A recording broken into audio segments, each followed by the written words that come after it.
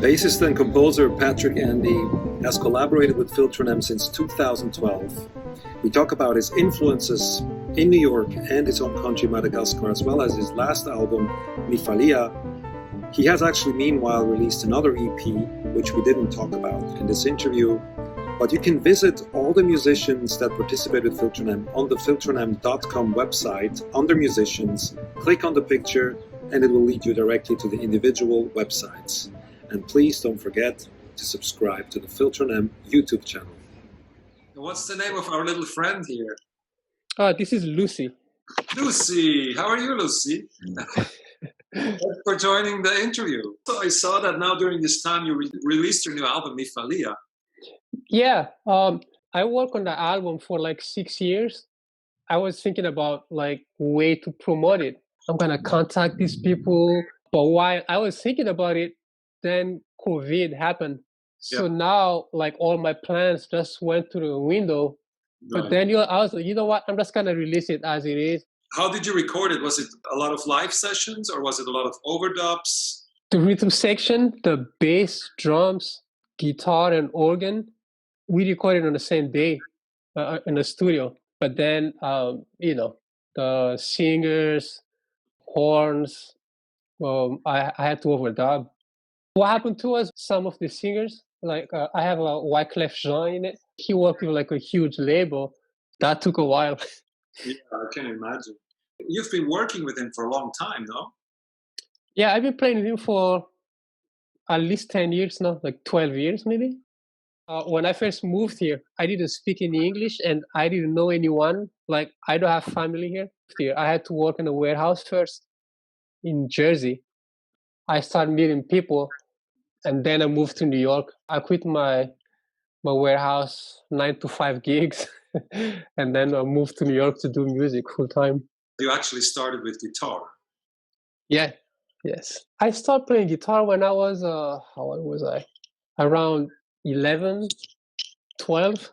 Because my dad, he had an acoustic guitar at home.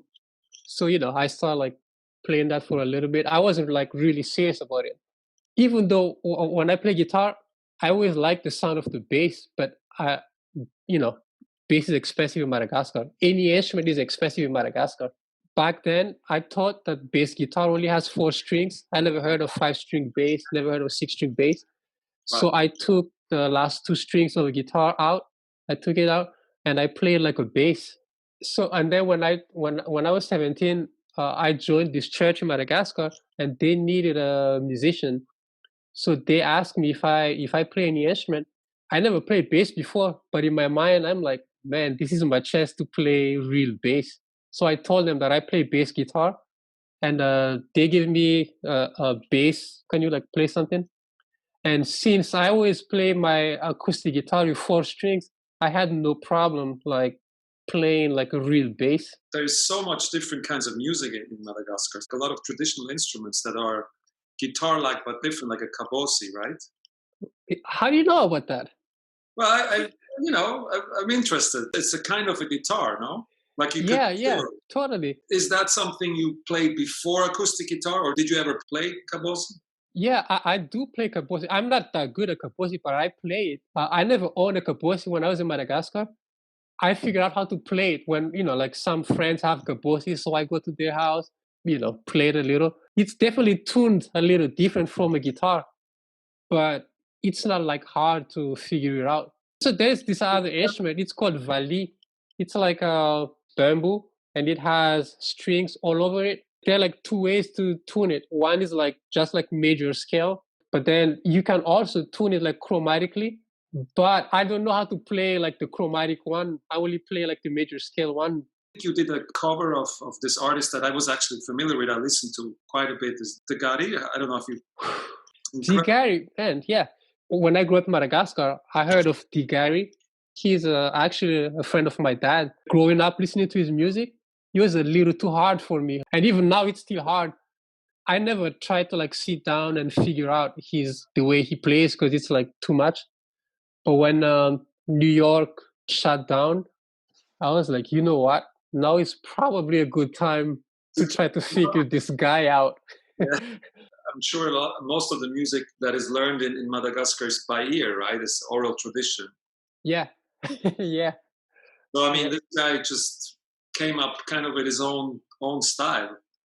Yeah, I read somewhere that he came up with his own style by listening to music from Madagascar with like Maruvani. So that's how he tried to replicate those sound with his guitar.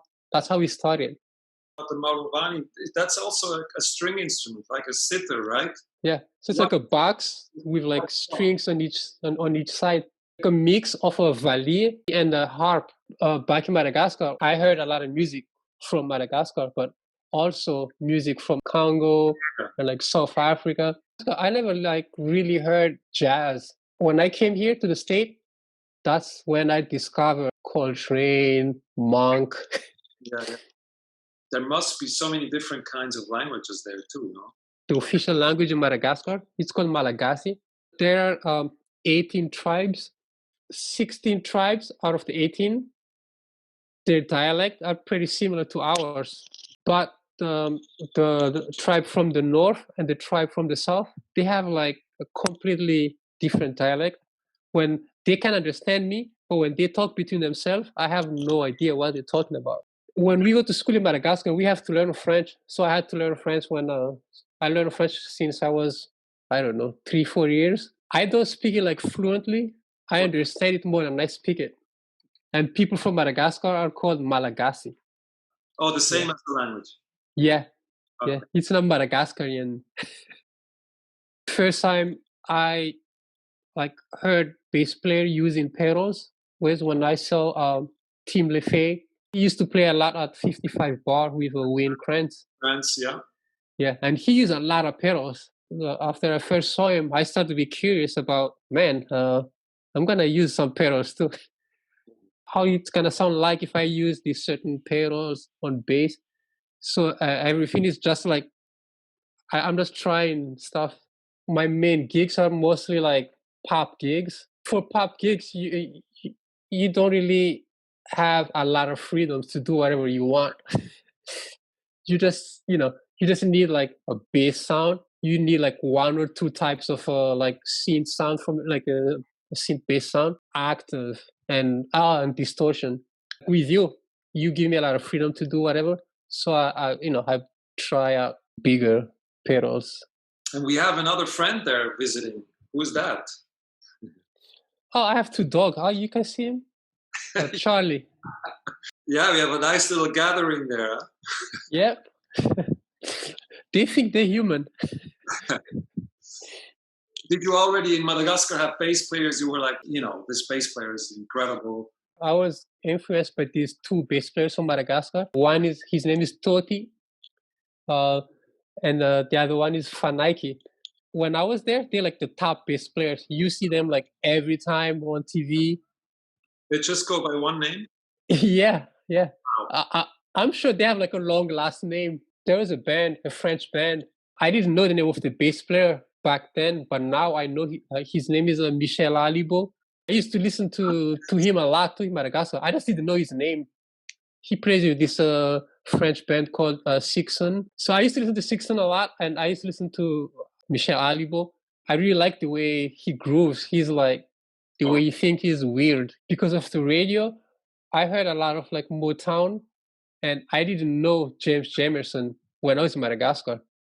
But I was totally influenced by his playing. And then later on, I discovered Jaco Pastorius, and that just like blew my mind. Like his playing is like, man, this guy's insane. But then when I moved to New York, I discovered Anthony Jackson, and I probably saw Anthony Jackson like 50 times, 55 bar, when he used to play with Mike Stern and Wayne Krantz. Sometimes Mike Stern used Richard Bona.